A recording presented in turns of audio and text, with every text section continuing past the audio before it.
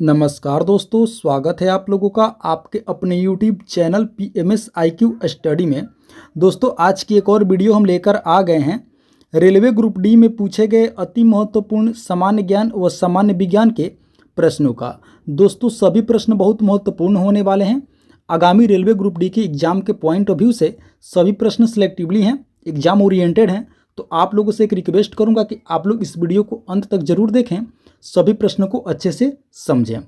आइए दोस्तों, वीडियो को शुरू करते हैं।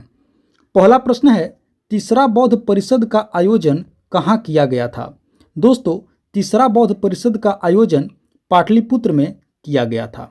आप लोगों को याद रखनी है, तीसरा बौद्ध परिषद का आयोजन कहाँ किया गया था? तो सही उत्तर होगा पाटलिपुत्र। चलिए अगला प्रश्न देखते हैं। अगला प्रश्न है दोस्तों, भारत में सबसे पुरानी पर्वत प्रणाली है। देखिए दोस्तों, भारत की सबसे जो पुरानी पर्वत श्रृंखला है, प्रणाली है दोस्तों, वो है अरावली। आप लोगों को याद रखनी है, मोस्ट इंपॉर्टेंट प्रश्न है, बेसिक लेवल के प्रश्न है, इसे आप लोग जरूर याद रखेंगे। आइए अगला प्रश्न देखते हैं। अगला प्रश्न है, उत्तर प्रदेश में न्यूक्लियर परमाणु ऊर्जा स्टेशन कहाँ स्थित है? बतानी है दोस्तों, उत्तर प्रदेश राज्य में न्यूक्लियर परमाणु ऊर्जा स्टेशन कहाँ स्थित है? तो दोस्तों, इसका सही उत्तर होगा नरोरा। जी हाँ दोस्तों, आप लोगों को याद रखनी है, उत्तर प्रदेश में नरोरा में दोस्तों न्यूक्लियर परमाणु ऊर्जा स्टेशन स्थित है, उत्तर प्रदेश के नरोरा में। चलिए अगला प्रश्न देखते हैं। अगला प्रश्न है, कौन सा निष्क्रिय गैस वातावरण में सबसे बड़ी मात्रा में मौजूद है? देखिए दोस्तों, यहाँ पे बात हो रही है निष्क्रिय गैस की। आप लोग इसे याद रखेंगे, सबसे बड़ी मात्रा में दोस्तों निष्क्रिय गैस जो है वो आर्गन है।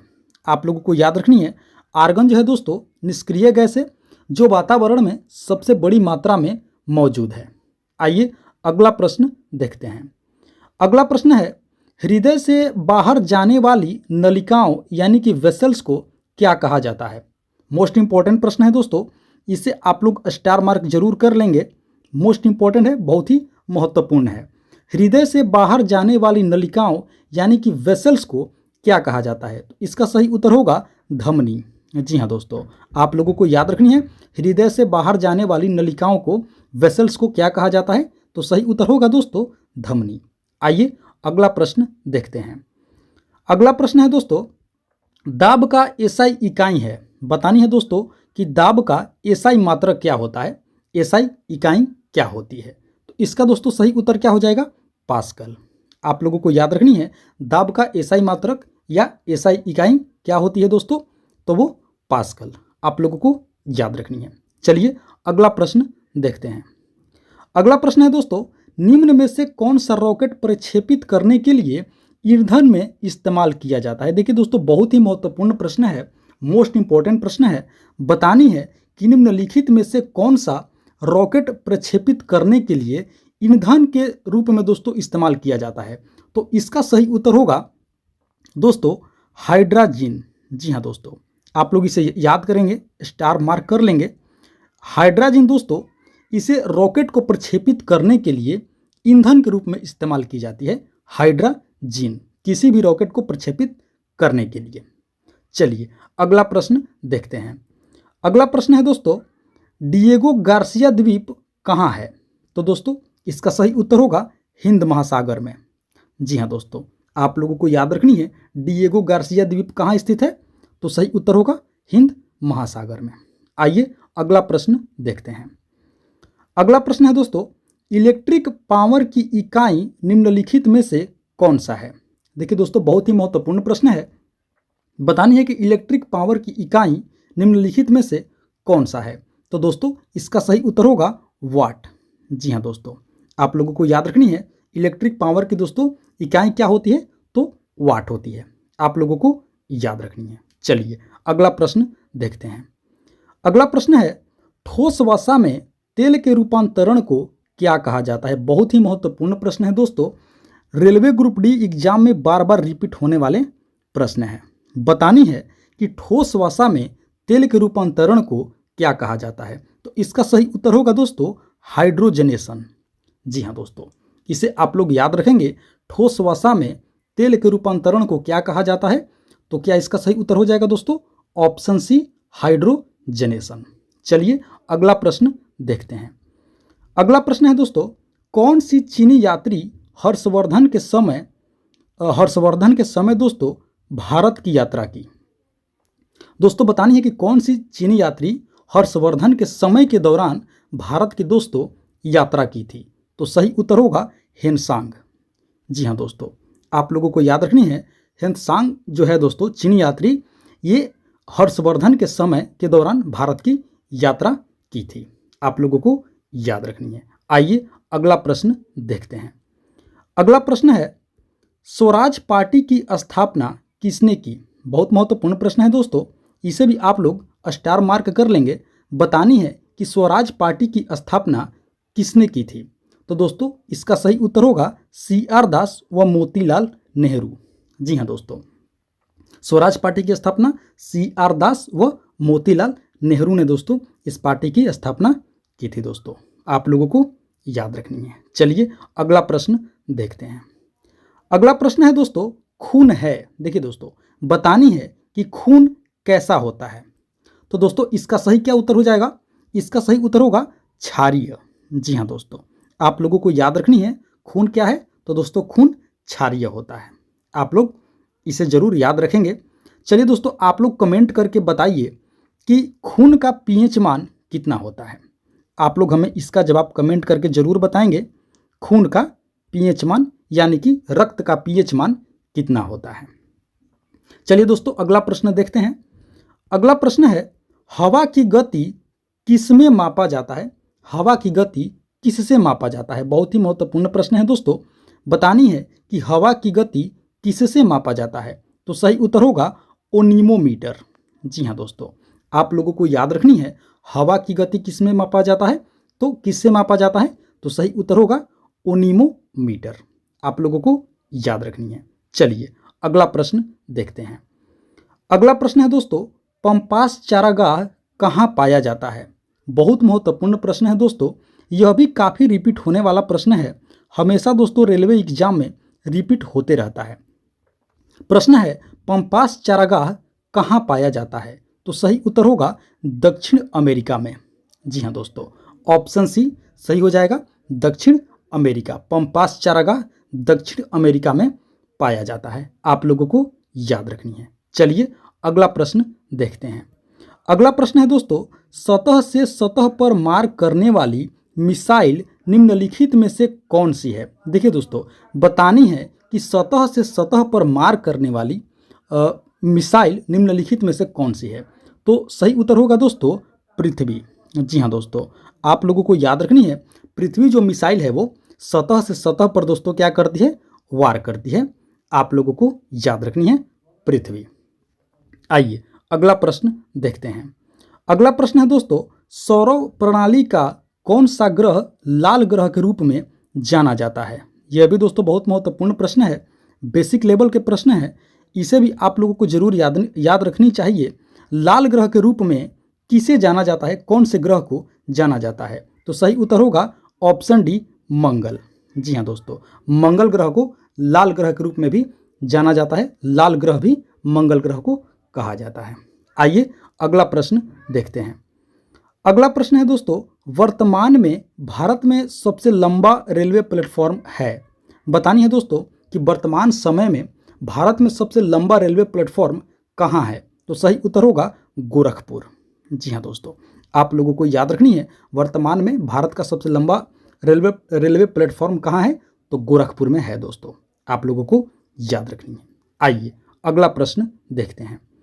अगला प्रश्न है, सल्फर किसमें आसानी से घुलनशील है? बतानी है दोस्तों कि सल्फर जो होता है वो किसमें आसानी से घुल जाता है? तो इसका सही उत्तर होगा कार्बन डाई सल्फाइड। जी हाँ दोस्तों, आप लोगों को याद रखनी है कि जो सल्फर है दोस्तों वो कार्बन डाई सल्फाइड में आसानी से घुलनशील है, यानी कि आसानी से घुल जाता है। आइए अगला प्रश्न देखते हैं। अगला प्रश्न है दोस्तों, उच्च न्यायालय के न्यायाधीशों को किनके द्वारा नियुक्त किया जाता है? बहुत ही महत्वपूर्ण प्रश्न है दोस्तों, मोस्ट इंपॉर्टेंट प्रश्न है। इसे भी आप लोग स्टार मार्क अवश्य कर लेंगे। बतानी है दोस्तों कि उच्च न्यायालय के न्यायाधीशों की नियुक्ति कौन करते हैं? तो दोस्तों इसका सही उत्तर हो जाएगा राष्ट्रपति। जी हाँ दोस्तों, आप लोगों को याद रखनी है उच्च न्यायालय के न्यायाधीशों की नियुक्ति कौन करते हैं, तो सही उत्तर हो जाएगा दोस्तों ऑप्शन बी, राष्ट्रपति। चलिए अगला प्रश्न देखते हैं। अगला प्रश्न है दोस्तों, गुजरात उच्च न्यायालय कहाँ स्थित है? बतानी है दोस्तों गुजरात हाई कोर्ट कहाँ स्थित है, तो सही उत्तर होगा अहमदाबाद में। जी हाँ दोस्तों, आप लोगों को याद रखनी है गुजरात हाई कोर्ट कहाँ स्थित है, सही उत्तर होगा अहमदाबाद। चलिए अगला प्रश्न देखते हैं। अगला प्रश्न है दोस्तों, इंडिया विंस फ्रीडम किसने लिखी थी? दोस्तों बतानी है इंडिया विंस फ्रीडम पुस्तक के लेखक कौन थे, तो इसका सही उत्तर होगा अब्दुल कलाम आज़ाद। जी हाँ दोस्तों, आप लोगों को याद रखनी है इंडिया विंस फ्रीडम के लेखक कौन थे, तो सही उत्तर होगा अब्दुल कलाम आज़ाद। दोस्तों आपको एक और फैक्ट्स बता दें, अब्दुल कलाम आज़ाद हमारे देश के प्रथम शिक्षा मंत्री थे। आप लोगों को यह भी याद रखनी चाहिए अब्दुल कलाम आज़ाद हमारे देश के फर्स्ट एजुकेशन मिनिस्टर थे। आइए अगला प्रश्न देखते हैं। अगला प्रश्न है, निम्नलिखित में से सबसे बड़ी आंत किस जानवर का होता है? बहुत महत्वपूर्ण प्रश्न है दोस्तों, बतानी है कि सबसे बड़ी आंत किस जानवर का होता है, तो सही उत्तर होगा गाय। जी हाँ दोस्तों, आप लोगों को याद रखनी है कि गाय का दोस्तों आंत सबसे बड़ा होता है, सबसे बड़ी आंत गाय का होता है। आइए अगला प्रश्न देखते हैं। अगला प्रश्न है दोस्तों, सशस्त्र बल मेडिकल कॉलेज कहाँ स्थित है? बतानी है दोस्तों सशस्त्र बल मेडिकल कॉलेज कहाँ स्थित है, तो सही उत्तर होगा पुणे। जी हाँ दोस्तों, आप लोगों को याद रखनी है सशस्त्र बल मेडिकल कॉलेज कहाँ स्थित है, पुणे महाराष्ट्र में स्थित है। चलिए अगला प्रश्न देखते हैं। अगला प्रश्न है, सुपरनोवा है एक, बतानी है दोस्तों कि सुपरनोवा क्या है, तो दोस्तों सुपरनोवा एक मरणासन तारा है। आप लोगों को याद रखनी है सुपरनोवा क्या है दोस्तों, तो ये एक मरणासन तारा है। आइए अगला प्रश्न देखते हैं। अगला प्रश्न है दोस्तों, निम्नलिखित में से कौन सा एक अवक्षेपण का रूप नहीं है? बहुत ही महत्वपूर्ण प्रश्न है दोस्तों, बतानी है कि निम्नलिखित में से कौन सा एक अवक्षेपण का रूप नहीं है, तो दोस्तों इसका सही उत्तर होगा कोहरा। जी हाँ दोस्तों, यानी कि फॉग। फॉग दोस्तों क्या है, अवक्षेपण का रूप नहीं है। आप लोगों को याद रखनी है, मोस्ट इंपॉर्टेंट प्रश्न है। आइए अगला प्रश्न देखते हैं। अगला प्रश्न है, विश्व की सबसे बड़ी जहाजी नहर है? बतानी है दोस्तों कि विश्व की सबसे बड़ी जहाजी नहर कौन सा है, तो सही उत्तर होगा स्वेज नहर, जो कि दोस्तों मिस्र में है। आप लोग इसे याद रखेंगे, स्वेज नहर जो है दोस्तों वो विश्व की सबसे बड़ी जहाजी नहर है जो मिस्र में है। आप लोगों को याद रखनी है। आइए अगला प्रश्न देखते हैं। अगला प्रश्न है, स्वेज नहर जोड़ती है। देखिए दोस्तों यह भी क्वेश्चन बहुत महत्वपूर्ण है, मोस्ट इंपॉर्टेंट प्रश्न है। ये हमेशा यह भी क्वेश्चन दोस्तों रिपीट होते रहते हैं, तो इसे भी आप लोग स्टार मार्क जरूर कर लेंगे। बतानी है कि स्वेज नहर जोड़ती है, तो देखिए दोस्तों स्वेज नहर जो है वो लाल सागर और भूमध्य सागर को जोड़ती है। स्वेज नहर आप लोगों को याद रखनी है, स्वेज नहर लाल सागर और भूमध्य सागर को जोड़ती है। आइए अगला प्रश्न देखते हैं।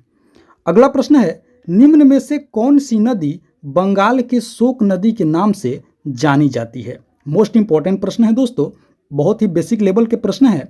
बतानी है कि निम्न में से कौन सी नदी बंगाल के शोक नदी के नाम से जानी जाती है, तो देखिए दोस्तों बंगाल के शोक नदी दामोदर नदी को कहा जाता है। आप लोगों को याद रखनी है बंगाल के शोक नदी दामोदर नदी को कहा जाता है, आप लोग इसे याद रखेंगे।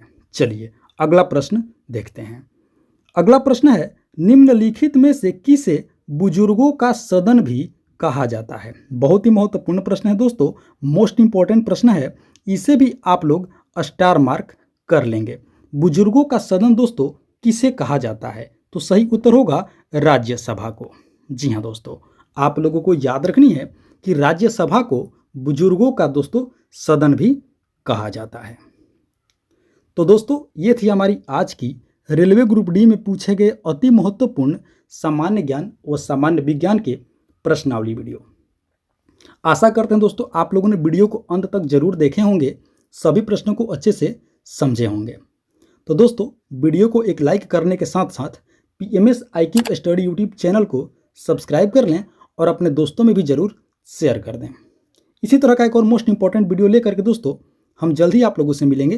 तब तक के लिए आप लोगों का बहुत बहुत धन्यवाद। जय हिंद दोस्तों।